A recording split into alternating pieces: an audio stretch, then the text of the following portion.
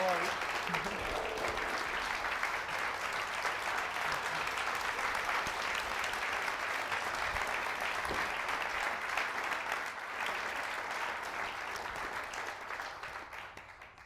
Hello.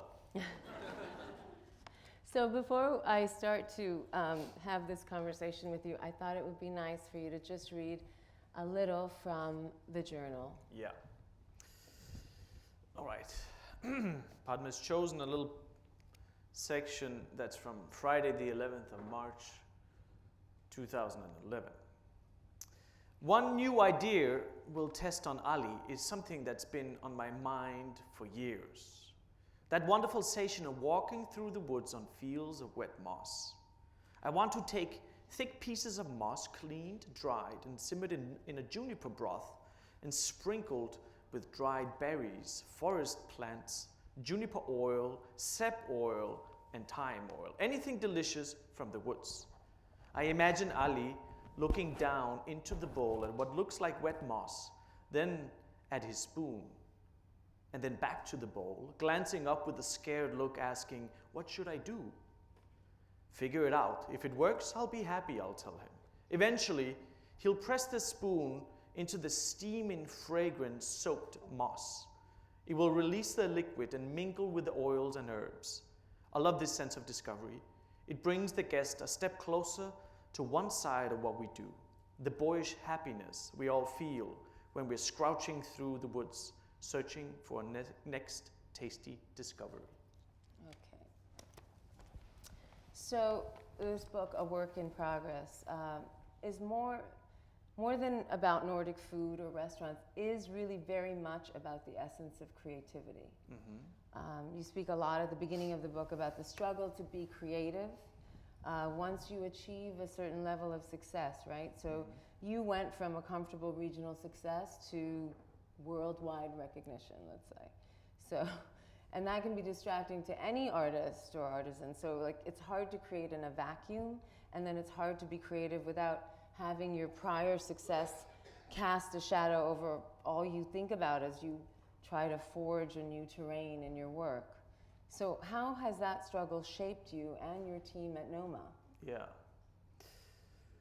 Ooh. I mean, to take you back to the beginning, I was 25. Yeah. And I mean, and then when I started 10 years earlier at age 15, as a cook, as a young cook entering the restaurant trade, my biggest hope was maybe one day I'd meet somebody that would sort of sponsor me, and I would open a 2.25 cover restaurant so that I could, support myself. You wouldn't dream of sitting here with you, Padma Lakshmi. On this wonderful stage amongst all of you. It was just impossible to even consider. And then, we were that blue-collar trade destined for the basement. And suddenly things happened. And I don't know, nobody could have prepared you for that. And I think that once all these things happened, all that success happened, it does positively change you. I mean, there's not positively and negatively. There's nothing more limiting than success.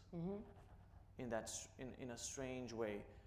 And once you start feeling that you can obtain success, you start dreaming about it, and suddenly when it happens, you find yourself feeling so limited by it, especially when we had won the world's best restaurant for the first time.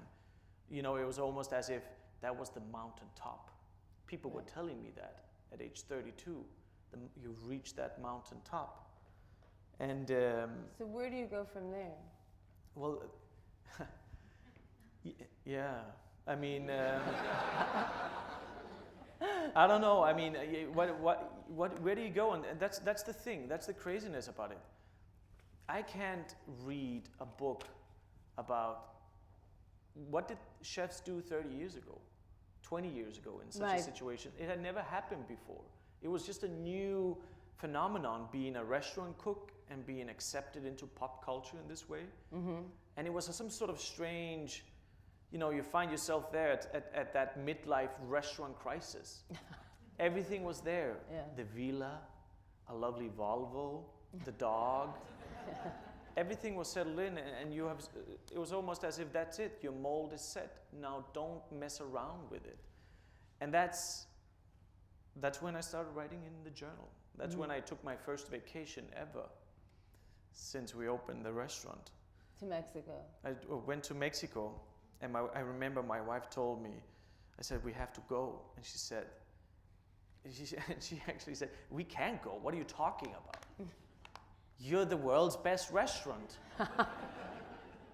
Everybody wants you there. You can't go. You just put out a book. Mm-hmm. And then I told her, I said, no, you don't understand. If I'm not going, I don't even know, if I'll be there in 6 months. It was that bad.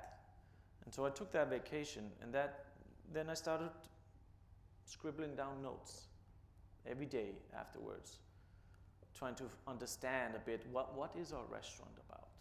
Mm-hmm. What's the fun of things? What's the essence of everything that we do? And that changed things quite dramatically to me, actually. So are you saying the way to deal with success is to delve deeper inside you and find out who you are and who is? Yeah. Is that what you were doing in the journal? I think I just needed to find that, is the ultimate goal of what you spend so many hours working on accolades? Mm-hmm. Is the ultimate goal the success, or is it the work itself? Yeah. And so when you're confused when suddenly people are telling you that's it, you've reached it, it's the success it's about. Don't fiddle around anymore, and you're 32. Yeah, it's very young. I mean, I don't really find you any different than other creative artists or producers. I mean, it's just that your medium is food, right? So, but unlike films or books, it's temporary. I mean, we eat food, we consume it with our bodies, or it perishes, it decays. So knowing that others experience your work in this kind of biological, instantaneous way or temporary way, how does that affect your creative process? Well, it is true. The inevitable truth is that we produce something that will turn into shit. Yeah.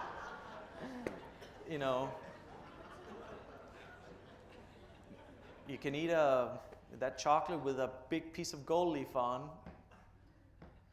Yeah, I mean, as you can hear, I've thought of this. It's something that's been in my mind right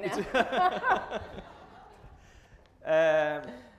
Well, I gotta be honest with you, and I feel myself as an artisan, mm-hmm.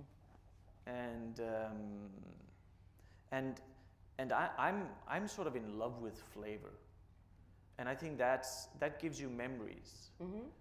and I think that's also one of the sort of the challenging things, especially in our part of the world, in our region, is that that sort of appreciation, or let's say celebration, mm-hmm. of flavor. Very quickly in our part of the world, you become looked upon as some sort of insensitive bourgeois, like how can you do that? So, but that is. How can you do what? How can you do something that's so sort of simple as flavor? How can you sort of dedicate your life to that, to deliciousness? That it's a little bit of a hedonistic exploration. Yeah. It's not worthy. Or it's sort of not worthy. It's almost sinful, After you've had the meal, you should supposedly go out and flock yourself with all root vegetables on your way home. Well, it's the as a sort of a Protestant. Yeah.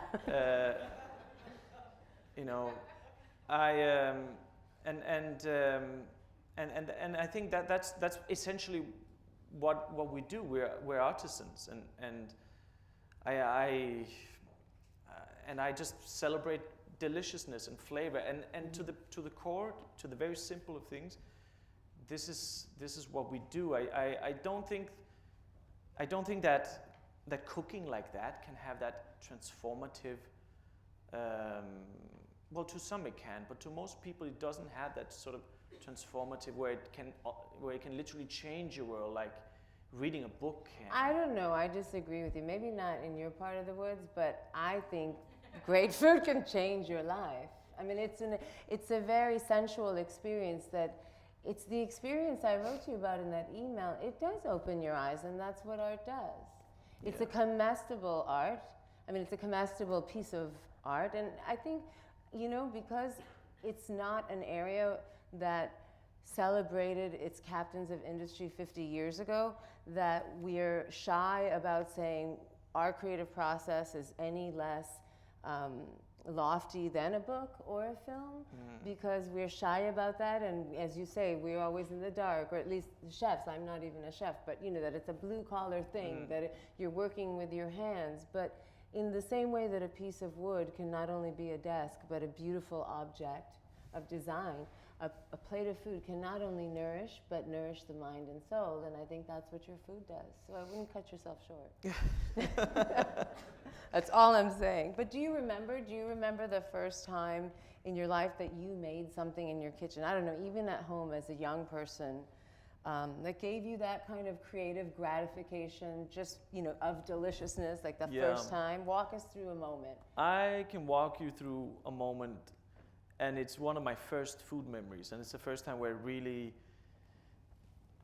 almost felt sort of nostalgic, even though I was so young. There was some sort of heartwarming feeling, and it was in Macedonia.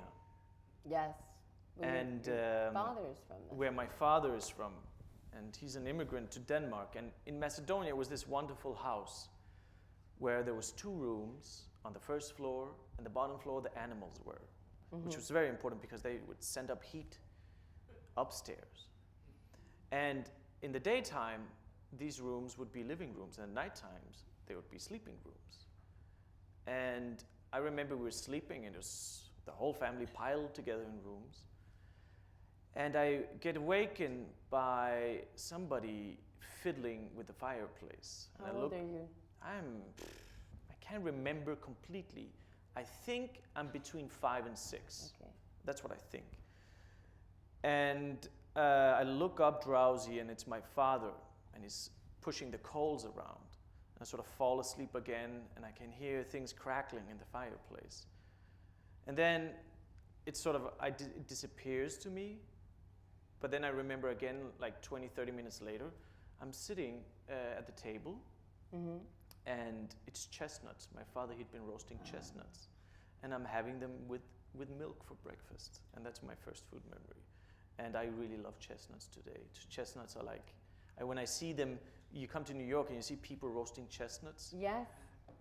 Or now they've even started that in Copenhagen. It's like that moment where it instantly brings me back to that wonderful room, the heat of the fireplace, that crackling sound, and my father waking up early wanting to take care of his family and cook a little bit breakfast for them. It's funny, it is not, there's a real explanation, a biological explanation, because where emotional memories connected in the brain, the sense of smell, olfactory or taste, which is mostly smell, is also there, very near in the brain. So people latch on to all these memories with flavors they recognize from their childhood or an idyllic time. Yeah. And it's interesting to hear you, talk about that, because your mother's Danish, but as you said, your father's, I think he's Albanian Muslim. He's right? Albanian Muslim, yeah. And then your folks lived in Macedonia. So your food is so precise. It's so precisely Nordic, but you rarely speak about your background. I mean, I was charmed by the almost like offhandedly sweet reference to dolma or grape leaves in the book, and then the recipe that results after that actually resembles to me more of an Eastern European cabbage roll, So tell us about that food that you grew up with at home, and how does that or does that not influence you? Because you don't really speak about your background much. How has it crept in? Yeah, you're right. I don't speak about that much because, to tell the truth, I was so tired of I sort of rejected the fact, or the notion that my background had influenced me to be the chef that I am today. I didn't want that romantic story, you know. Why? I don't know. I just thought it was too. I rejected it as some sort of new age bullshit, basically. Okay. And then you know, I started a few years ago actually tapping into it, and maybe it's also because as a child I was really not very proud when we were in Macedonia. You know, a toilet was a hole in the ground, and if you visited an aunt or a family, you would sit on a horse.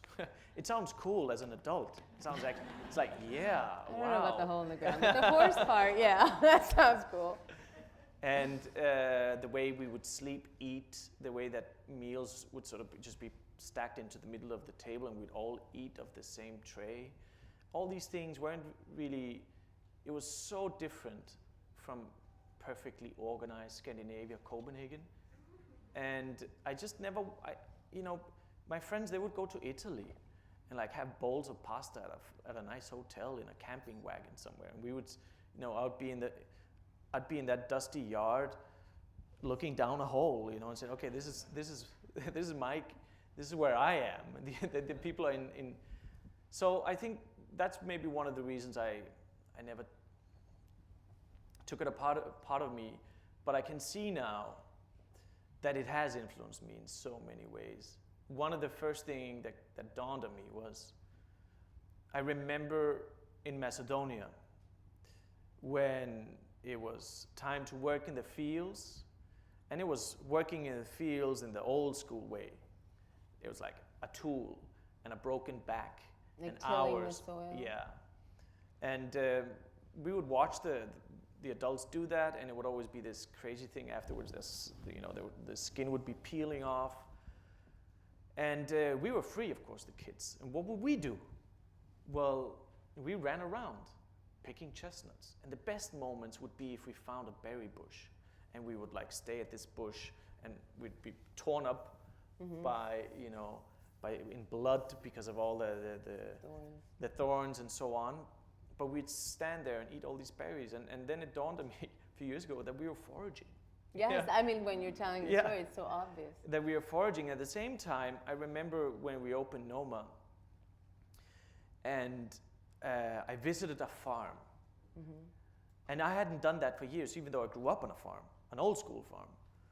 I hadn't done that in years. And it was so strange to me. It never really occurred to me as a cook that I needed to visit a farm. I just picked up the phone and called that number, that supply line, and somebody, Was doing ingredients something, came, yeah. you know. And then I visited a farm, and I remember I felt so comfortable. And it was like, yeah. Like coming home. Like sort of coming home. And immediately that became one of our big issues too, is that we sort of reconnected directly to farms. And we stripped away middlemen, which is a common thing to do a day all around Scandinavia. You're almost not considered serious if you don't work directly with a farm or with a forager.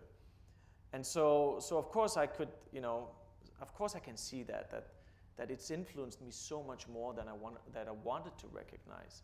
And today I'm happy, even for the hole in the ground, actually. So, yeah, it has really done that.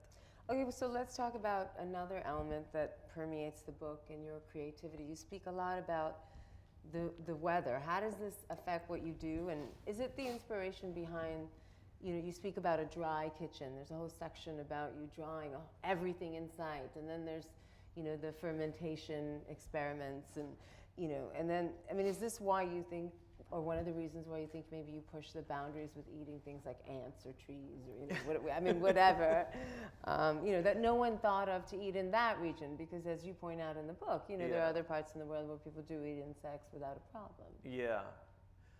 I mean, you know, we just had to completely revalue everything that I've been taught about ingredients. And as a cook, you know, you go to school and you learn about the classic French cuisine, and you learn about the staples of cuisine, which is the 5, 6, 7, you know, foie gras, caviar, truffles, all these things. Butter.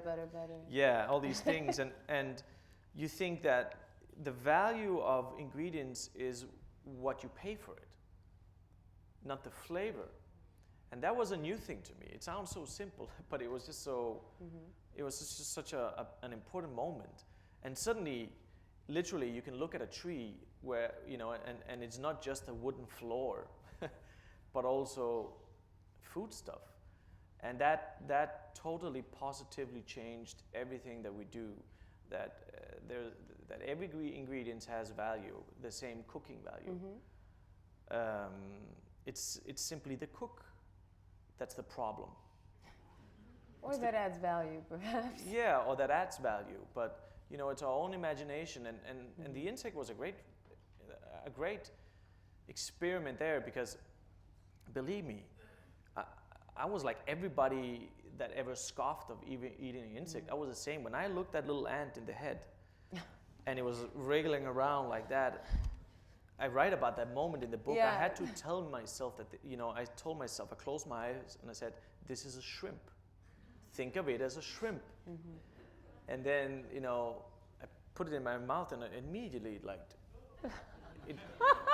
it ran about, and then of course I ate it and the flavor came, and then the flavor convinced me. So and that's the thing. It's about the flavor. And what did it taste of? Well, it tasted of lemongrass.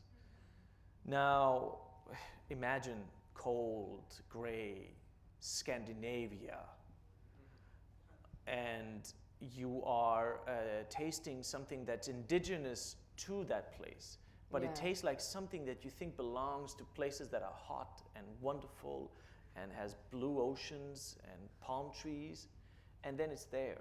Right. Not in the shape of a plant, but a little tiny wriggling six-legged animal. You know? That's just magical for a cook. It's totally transformative, magical. And these are the moments that change our restaurant, you know.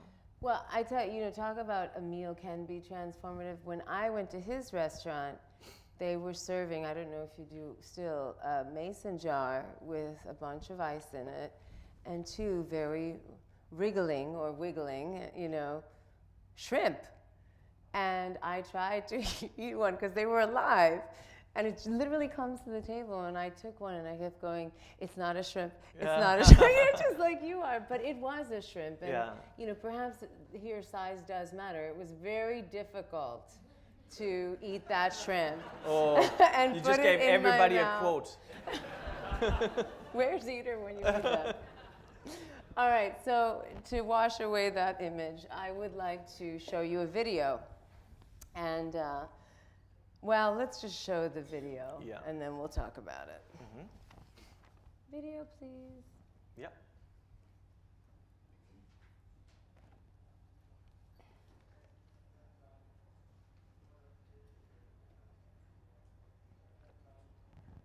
What would we throw in the bin, usually? You know, not just in the bin, as in food, into the bin, but what would we throw away mentally?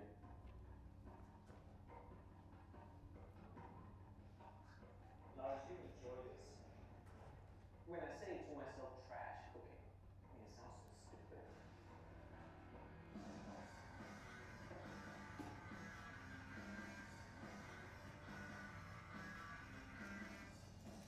We cracked skull after skull after skull after skull. And we stared at these brains and we coaxed them and we dried them.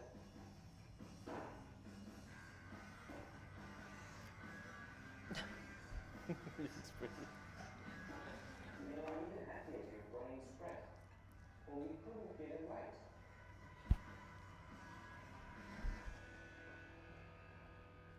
Of course, when you are searching for new flavors and new ways of looking at things, you will inevitably fail tremendously.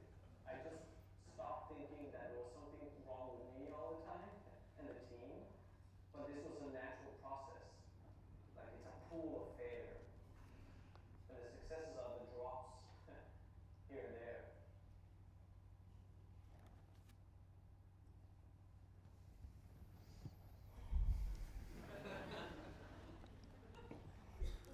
Brains. All right, I'll show you my brains. Here we go.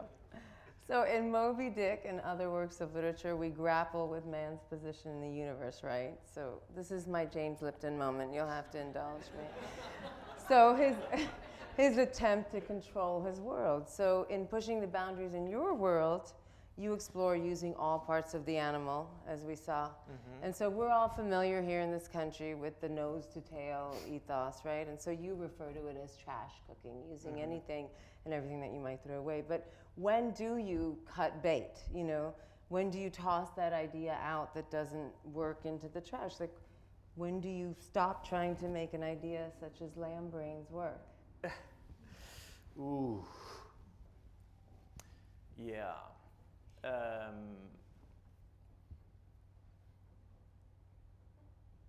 I want to say never, but we actually haven't gone back to the brains after we left it.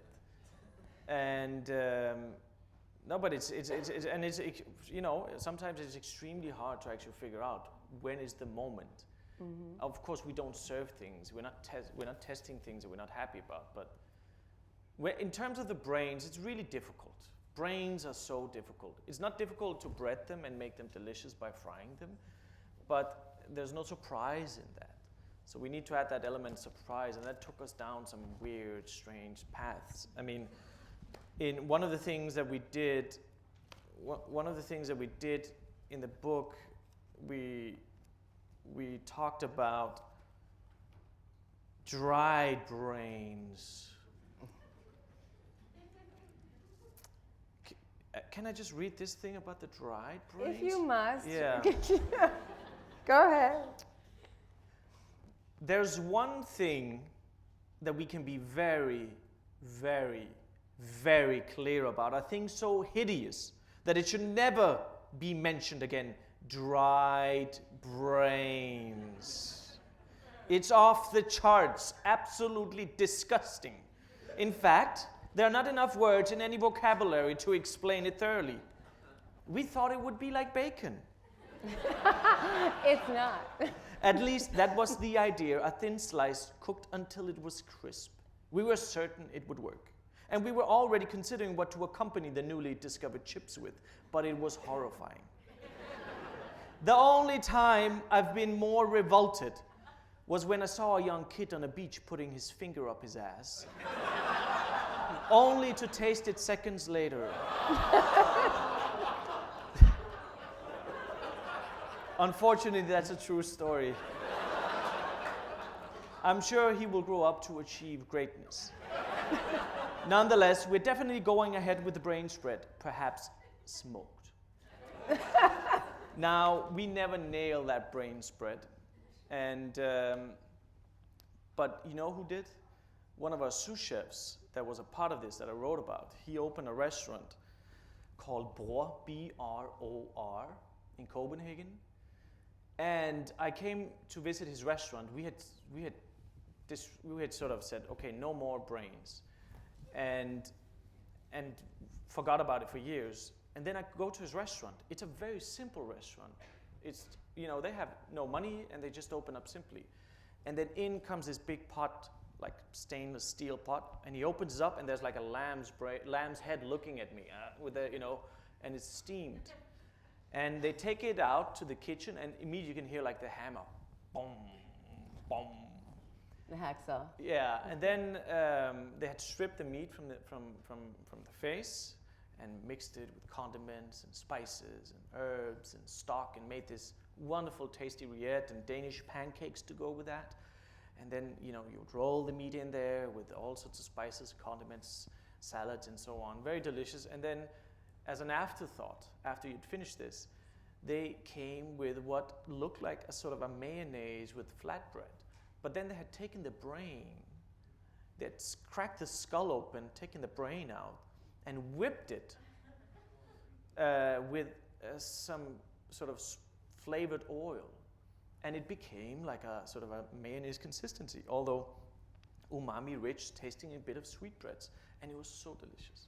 It was so, so delicious. So that's actually a wonderful thing when this idea gets a life.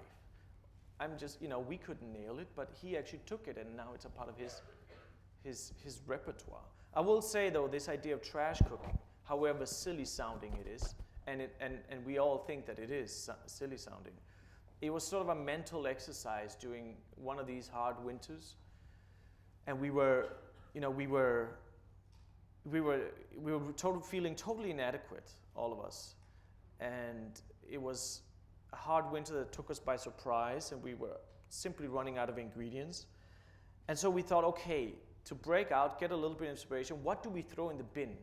And we would simply just start looking at everything that we didn't see as valuable enough to be cooking with. And so one of them is when you get an animal in, you would typically take the cheeks off and so on. And then most of the times you wouldn't spend the amount of hours it takes to crack open, the 20 lamb brains, the 20 skulls. So it really did change a lot of things for us. And also another thing that it changed is that we started looking at everything, old vegetables, for instance. That was another sort of eureka moment to us. An old vegetable, a vintage vegetable. Yeah, but that's what we call it. Yeah, we had to call it that because another moment where it was so extreme, and it was that winter as well. And we called up our farmer, our good friend, and said, bring everything, doesn't matter. He said, but you already have everything. You sure you don't have anything else? Well, I only have these old carrots that had been in the ground for 2 years. I took them up in autumn, and they've been just stored in my room because I've been in my storage room because I've been too busy to actually discard them. And he brought them in, and it was purple carrots, and you could shape a circle. They're so soft. Yeah, they were so soft, and and you're there, and everything tells you, your instincts tell you this is no good. So we said, okay, this is a vintage carrot. I do that with dresses in my closet. A vintage carrot. And at the same time, we also told ourselves, well, what would we do if this was like a piece of Wagyu steak? That steak that you had spent $200 per steak in buying. How would you treat it then? So we cooked it like a steak. We put it on the pan, butter, spices, condiments, herbs, twisting, turning, roasting, basting, twisting, turning. 30 minutes passes on. 1 hour, an hour and a half, and suddenly this little root had been transformed, the skin leathery, chewy, and when you cut into it, it sort of oozed out with that compressed carrot meat, and it was like the best carrot I ever tasted. It just needed to be cooked right. So is that how you eat at home? Lamb mayonnaise and vintage carrots, or how do you eat at home? Well, our family situation is a little bit complex since I've grown up with Turkish food, because of being in Albania, and also partially Danish, and my wife being grown up in a sort of a non-traditional Jewish home, but eating English, French food. So it's a bit, it can be pretty messy. And then my wife's mother, she lives with us, so she's quite a big influence on what we eat. But and then. So your mother-in-law lives with you. How long does your mother-in-law live with you? We had to do it as quick as possible, actually, because I was just about to say that I also work 5 days a week from 9 o'clock in the morning to between 10:30 and 3 at night. So so cooking at home, I wanna talk a lot about it, but there is not much to say from my side, unfortunately. Okay, all right. Well, I mean, but whose food, like, what other chefs do you admire? I mean, whose food do you eat when you do have that rare time off, or when you and your family travel? Yeah. Well, there's so many to mention. Everybody says Japan, but that, unfortunately, it's true. Really? Unfortunately, tell us about that. Why is Japan now become this mecca for everyone? I mean, everyone goes there. Everyone talks about when they've been there, what they've eaten. I mean, everyone. Why? Yeah, Japan is just, it's magical. It's just so magical. You look at the sushi. Mm-hmm. Everybody talks about the rice.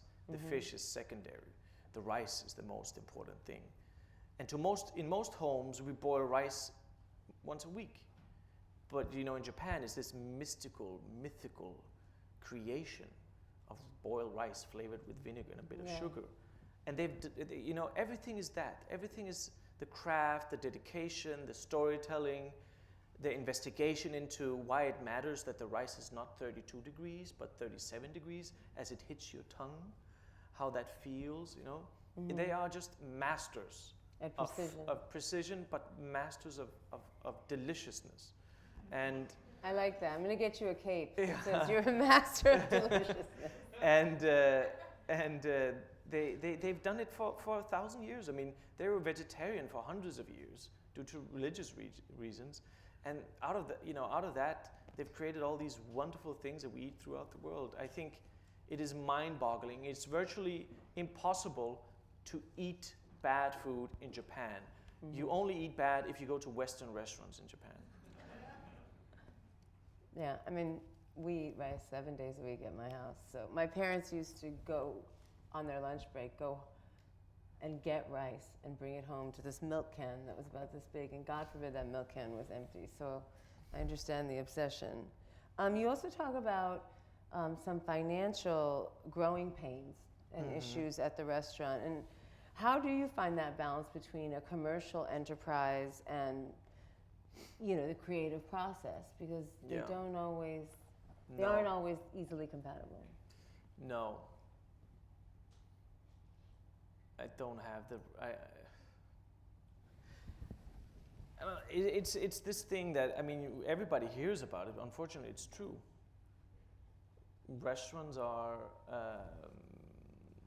on our level at least, are not particularly good in operating with the profits that they should. And you know, it's ultimately, especially during, you know, the seed of things. Mm-hmm. What is that seed you plant when you open a restaurant? It's certainly not just telling yourself, let's make as much money as possible.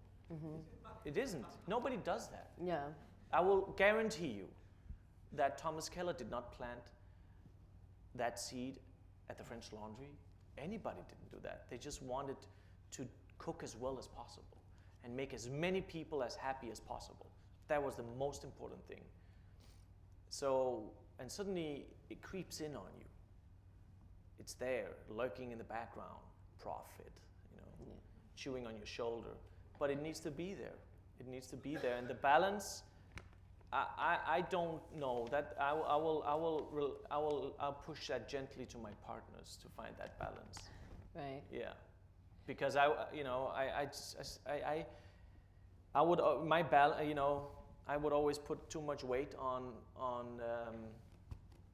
the deliciousness. Yeah, on just, let's just go. It doesn't matter, you know. It doesn't matter. Mm-hmm. But now I have 2 kids, and things are beginning to matter. Yeah. Well, how do you balance that? I mean, they always ask us women about this, but I think it's, you know, difficult for everyone. How do you balance your home and family life with all that you have to do at the restaurant? I mean, the hours you described are horrific. Yeah. I like it. And I'm not even a masochist or anything. You know what? I'll tell you a story of a moment, and that was really a horrific moment, and it was more stressful than the worst service I'd ever tried. Mm-hmm. And it was the first time that I had talked to my wife, and I was gonna pick up the kids at 4 o'clock, when whole of Denmark is also picking up their kids, of course. Mm-hmm. And I'm on my bike, and I'm thinking, yeah, it's 4 o'clock. How it's light outside, and I'm on my bike. You know, it was like this wonderful new feeling. And then I'm perhaps a bit too much to the side of the road, and a car honks, and I can feel like they want to push by fast, and I make way, and then I can feel the car sort of, you know, slowly driving by, and I look over, and there's a mother driving, and an older woman, which I presume is her mother, and then 2 kids in the back. And then because I was too slow in moving, the mother, she looks over, she reaches in from her mother and does like this, and then she says, fuck you, you know. I could see it. You could see she said that, and then I was like, wow, what's going on? Is that real life here? Is this how it is? People on their way home from work, pick up their kids, have to go shopping, then have to cook, clean up the kids, put them to bed, and then collapse on the, and you know the kids are angry and like so. Most of us don't flip people off in front of our children. At least. It was just so insane. And then I was biking and mothers were biking by me like move and like it was a very, very extreme moment when you haven't tried it before. It's like, hang on, what's going on here? You know, you can't understand this situation. And so you know what? I wake up an hour early every morning now, and I cook a hot, steaming bowl of porridge, and I put butter on top, and if it's good, then there's some leftover meat from yesterday, and flakes of salt, and then I go in and I pick up my kids, and I sit them there, and we eat breakfast for 45 minutes, and then I take them to the kitchen, and they sit there with me while I cook their lunchbox, and then I take them to kindergarten, and I have 2 hours with them there in the morning, and it's just magical. No angry mothers, no, you know, it's like, we're not all it's just perfection. Okay. That's my balance. I just want to talk briefly about one part of the book, and afterwards you'll see when you guys get this beautiful book, really beautiful book with amazing photography, and I love detail. She did my last book, very gorgeous. But you know, these recipes are a little insane, you know? I mean, how are we here in the US going to attempt these recipes? I mean, I'm a pretty good cook, and you know, I've tried your food too at Noma, which many people haven't, and I don't know, what if I can't find reindeer tongue or sorrel at the Union Square Market? I mean, are there any ways for us to adapt? Can you imagine? Oh, I mean, it would be a joy the day that could happen. I know. In Whole Foods. That's right, yeah. Reindeer tongue on sale. They do have ostrich eggs, I must say, which I was surprised by. But how, you know, is there any way to cook out of these recipes as a home cook? Can you adapt, you know, do you have any advice for us who are about to buy this beautiful book about how we adapt to that? Well, if you haven't, when you see them, you'll know what I mean. Yeah, I think, you know, if you want to buy, well, there's a reading book that in itself you don't need. Yeah, the journal, and then of course there's a recipe book as well attached to that. So if you want to buy that, thinking, you know, I feel like lasagna, it's Tuesday night, let me grab the Noma book and see what they have instead, you know, then if it's with a side of ant and fur, then you're gonna have a problem. But if you are an adventurous cook and you go to the market, to the farmer's market, I actually think this time, as opposed to the previous one, that was as close to impossible as you can get. This one isn't. This one is simpler, and it's got something to do with also us as a team, as a restaurant, have become more confident, simply as a result of probably writing the journal, and with that more confidence, we also started cooking more simple. So there are recipes there. I mean, there's a recipe of cauliflower that we roast for a long time. Yes, it's beautiful. It's quite easy, although of course you will have to go out and find our organic spruce tree. Well, Christmas is coming. Christmas is coming, and you know, you take that cauliflower and you butter the bottom of a pan, and then you roast it, and you cover it with this spruce, and so it roasts, and then at the same time it steams, and then all these sort of essential oils gets released into the cauliflower, and you serve it like that with a dollop of whipped cream, and then we do a salt. That's instead of we all know rosemary salt, so we just replace the rosemary with spruce shoots or spruce needles, and you know what? To me, that is like, that's how I like to eat, and everybody can do that. All right, spruce salt. It's Christmas. So before we get to some questions from the audience, I just want you to talk a minute, and we'll see a video about this confidence. One product, great product of this confidence is the MAD Symposium. Tell us how that came about and how it gets organized. Yeah. And all that. So it had been this idea that had been ruminating inside me for a while, and only when I started writing the journal, I actually wanted it to really happen. And you could say that it started, the idea came about because I started to feel that our trade was changing, positively changing, although changing quite dramatically. This is a great example of it. And so I wanted to have a space for the trade where we could talk about all these changes and see if we could sort of build networks of people where we could tap into each other's knowledge and learn new things, and also perhaps sort of understand a bit more about how our industry is supposed to take part on subjects that are world issues, you know. Ah, okay, let's take a look. Can we look at the MAD Symposium?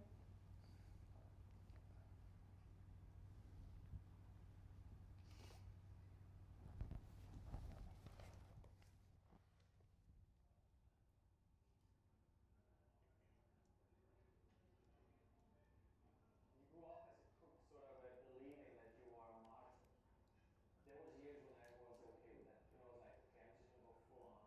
What if you die? I thought to myself. Okay, so be it. It was so crazy. You know, you do years and years of that, and then suddenly you lose the fun. And we actually stopped having fun. And in order for us to have fun in the restaurant, you know, I did some huge changes at the place here.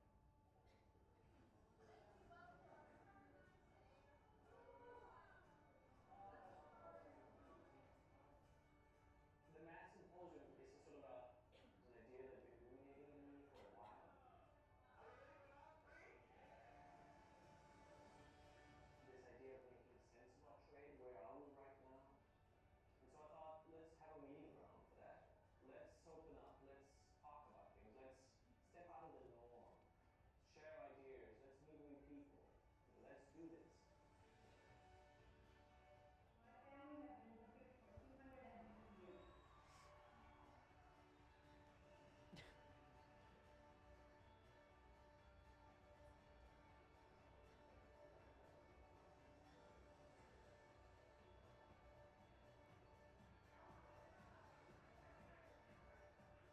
I believe we have to play around here like we have nothing to lose. I like that. I do not plan ahead in terms of 10 years from now. I'm more happy, but you know, we fool around like it could be our last year. Yeah. We started in a circus tent because when we did it year one, the season for circus was over and it was the cheapest solution. And it ended up being a huge, actual, magnificent thing to do because there are certainly plenty of places for cook festivals, you know, to experience cook festivals. And just the fact that you went into a circus tent and then, you know, it's called MAD. MAD means food in Danish. It's not because we were trying to be funny about things, but, and then suddenly it was, you know, the MAD Symposium in a circus tent, and it just something happened, you know, something happened, and I believe it was one of the first ones that actually organized by restaurant people for restaurant people, and yeah, I mean, 3 years in, and year one, year one, I sent out an email to every single restaurant in Denmark and southern Sweden to sell the tickets, and only 5 replied back. Yeah, and then last year we had 2,000 applicants in 3 years. So it's really something that mattered. You know, there's really something going on. There's something that people want to talk about. It is an insane period for our restaurant trade. Yes, in the history of the professional restaurant world, because before there was not such a wide gulf between the food you made and ate at home and the food you had, except for the quality and ingredients and stuff like that. But now there really is a difference between a home cook and a certain type of professional restaurant chef. There's more technology because the technology has caught up, and there's all these advances, not only intellectually, but in the marketplace because of where we are scientifically. And it's interesting to see and look at that video and see the butchering and hear you say cooking more simply, you know, which seems like a contradiction, but I think is just a refinement and an expression of gatherings like MAD.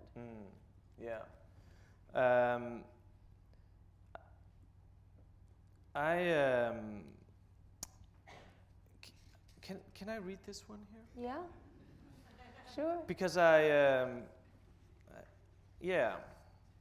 want to read to you something from the MAD Symposium. I woke up at 5:45 with no alarm clock, no nothing.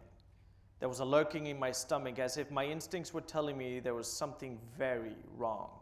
I stumbled out of bed. Nadine and the kids were breathing heavily in their sleep, but there was something else, like somebody pounding on a wet blanket. Whump, whump, whump. It continued every 3 to 5 seconds. What the fuck's going on? I asked myself. I walked towards the window and yanked open the curtains, waking Nadine. I looked out the window, instantly mesmerized by the strangest colored sky I've ever seen. Green with streaks of orange, the light coating the bedroom. For a moment, I had to pinch myself because I thought I was still sleeping. I stood for 2 minutes, captivated by this spellbinding sky, the air in itself appearing illuminated from within, ominous, but with the most beautiful colors and light. Wow, Nadine said. What do you think it is? Hopefully something good, I thought to myself.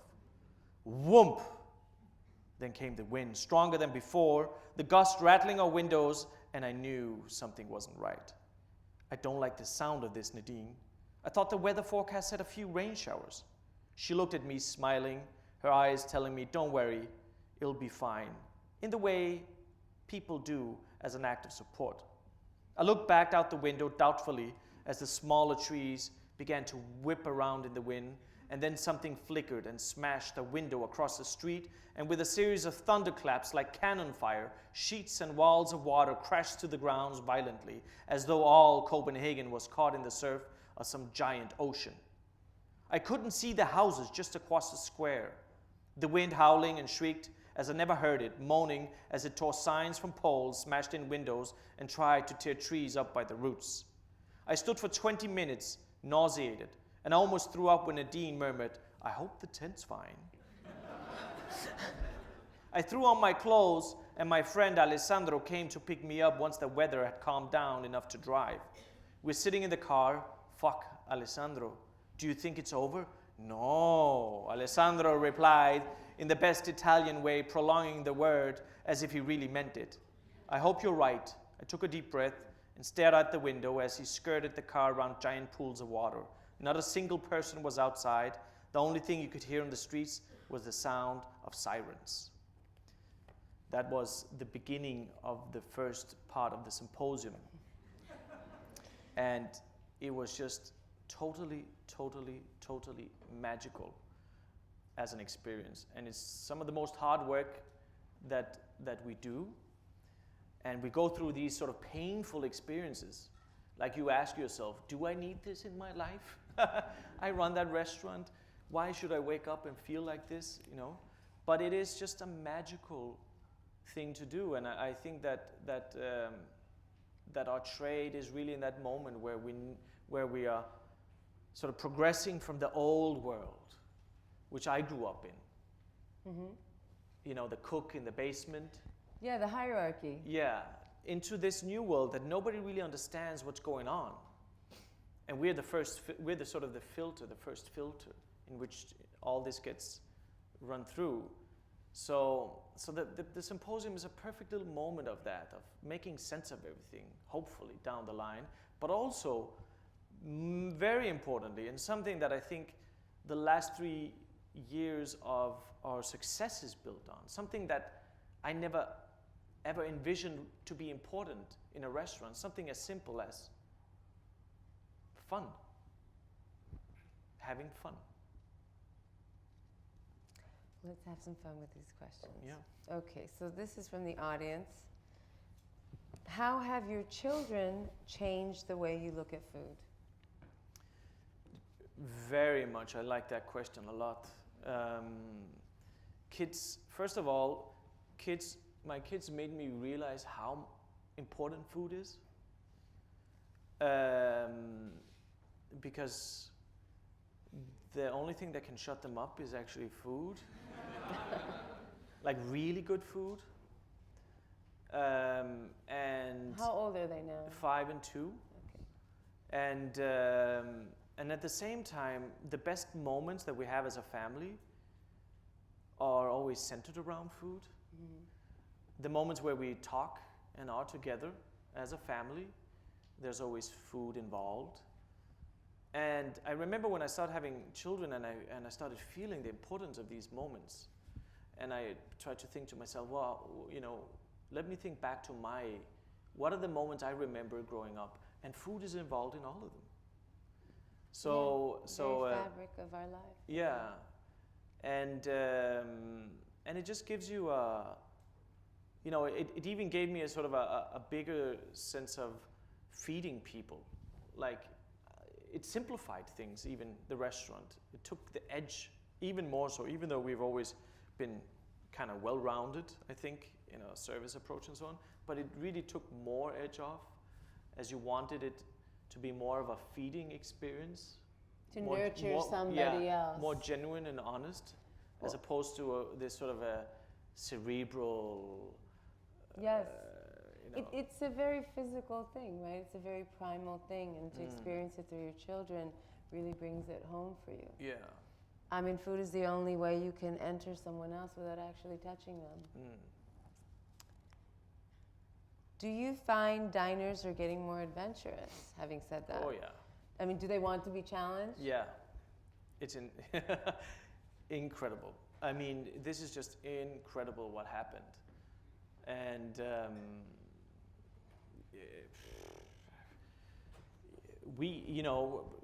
today the restaurants are everywhere, those type of restaurants that you don't really go to be sustained. You want that experience, you want that surprise, you want to feel connected to a place, and restaurants today can be a part of that, and that is something very, very new, and in order to be a part of that, most people, they're truly and utterly willing to eat everything that's in front of them. Okay, and so this is a question, as an artist, are you influenced by other artists, like visual, musical, performing artists? Does it influence your food, other mediums of art? Yeah, so in writing the journal, I changed quite a few things for our restaurant. And one of the things that actually changed our team the most is putting music into the kitchens. Yeah.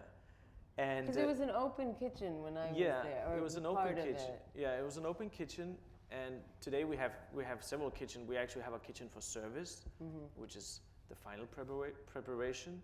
There's a kitchen for mise en place, which is where dead animals go to die and again get chopped up. I mean, then we have a sort of a kitchen for intuition. And we put music in all of them. Wait, tell me about this kitchen for intuition. Yeah, this is where the ingredients, we have ingredients that come in daily. Some of them are in season for 2 days. Right, yeah. So you can't sort of fiddle around for 17 hours or days in coming about what dish do you do. So it's a place where we just play around with our intuitions, you know, and let that guide you. And freestyle it. Totally freestyle it. That's a place where anyone can do, or I mean, if Yeah, two the people. team does that. We do that as a team. So, and then we put music into the kitchen. That changed our restaurant totally, like seriously totally. I never expected that because, again, growing up in the old school of being in a kitchen, which was very much like being in a sort of, almost in an army division. And the head chef was the angry drill sergeant, and you were like the young green soldiers. Yeah, I mean, talk about that for a second, because it's true, like, you know, that old school way of the chef being tyrannical and, you know, this sort of military operation. I mean, you've kind of changed that in this generation, or in your restaurant at least, you know, and other chefs who are friends of yours also. What's that like? I mean, what are the pluses and minuses of having it be more of a team and egalitarian than, you know, my way or the highway? Yeah, there are no minuses. Okay. Seriously, there are no minuses. The pluses are immensely. I mean, it's just loosening the reins, having everybody be more confident and open. You know, I didn't see it before, but when you run a type of kitchen that we do, where it is literally the cook, the chef de partie, the line cook that are creating the magic. We might provide the recipes and we might oversee it, but the cook, their hands are on it. Their hands are on it. They are the ones who are putting a drop of vinegar, an extra little bit of salt, and so on into the food that does the magic in the end. And so if they are sort of afraid to make decisions, afraid to make mistakes because somebody will just shout at them, it's not really the right environment you want when you have a type of kitchen like we do. Yeah, so they're not at ease, so they can't be creative. I mean, it made us a better restaurant when I really started calming down and saying, this is no good, what's going on here, you know, this is not even fun to myself. Yeah. And what kind of music do you play now? You said you now have introduced music. Yeah. Who decides that? Like, who's the DJ at Noma? Just not the Germans. Okay. I'm with you there. Well, let me explain a bit. Yeah, you better explain. Well, the Germans we have, they're raised in former East Germany, and you know, having never seen like a banana growing up, or you know, like sort of stripped. The color was like non-existent, and suddenly the world opens to them, and it doesn't become the way they want it, but it becomes sort of unemployment and poverty. So the music they listen to is like being caught, trapped inside a concrete pillar. That's the best way I can explain it, and that's not very nice. So yeah. Okay, this is another question. I have never been to Copenhagen. What is it like there right now? So describe what it's like at home right now. Probably similar in weather to here now. Everybody, no. It's to me, this is the first experience of winter this year. We still sort of have autumn a bit. Oh, okay. Yeah, but Copenhagen is it's wonderfully quiet. There are never traffic jams, and you know, you can bike 10 minutes, then you'll be on some beachfront picking seaweeds. You drive 20 minutes, you're in a good forest. Drive 30 minutes, you are at a farm. Right now, we're fishing for codfish outside our restaurant. Even though it's harbor, the ocean is... They are just on the dock. Yeah, we are on the dock. So. And you can actually, you know, it's... Can you fish there? You can fish, you can swim. Really? Yeah, really. It's the same quality water as a beach. So we're starting to catch cod. They're coming in now. And it's a big thing, actually. Everybody loves that when the cod comes in, and the chef who gets to butcher the cod, he always carries the pounding heart around for everybody to see. It's a chef thing. I was a vegetarian until I was like 17. Yeah. So I'm still a little squeamish. But now, of course, And I'm then where everybody's preparing for winter. The the Christmas decorations are coming up. Yeah. Stuff like that. So this is a good question. Being that your restaurant is so hyper local, do you believe experiencing other cuisines should only be accomplished through travel abroad or global travels, it says? Mm-hmm. Can you comment on that in relation to a food scene such as New York's, for example, where we have very good food from all different places? Yeah. Well, I would love the fact that if some of the immigrants in Copenhagen would be empowered more and open places and cook their food from where they come from in a delicious way. It doesn't happen that much, unfortunately. Now, in terms of traveling, I believe it's one of the most important things we can do because we don't have that big tradition to look at. It's necessary for us to really travel. Like, I always say that we have our feet planted in the soil we're in, and then sort of our mind wanders freely. And so we do that constantly, all the time, here now, traveling around, eating, going to restaurants here, meeting chefs. And What do you think of the food in New York? I knew that was coming. Well, New York is a crazy place. We were in the car, and we were going to Booker and Dax, which is a very good bar that's next to Momofuku. And next by, there was a very nice-looking restaurant, and I asked one of the locals, "What's that place?" And he said, "I don't know." And you drive back, and there's a very nice place, and you ask, "What's that place?" "I don't know." And then we went to a taco place called Taco Morales, which was very good, but nobody had heard of it, There's just so much. It's like, I don't know if you know where to start with New York City. From high-end to tacos, it's there, and it's very, very good. And it's like, it's virtually, you can explore it for the rest of your life. Yeah. Well, that's all the time we have for questions from the audience. I hope you all explore this wonderful and glorious book. René and I will be out there afterwards. Thank you so much. Thank you for René coming. Redzepi.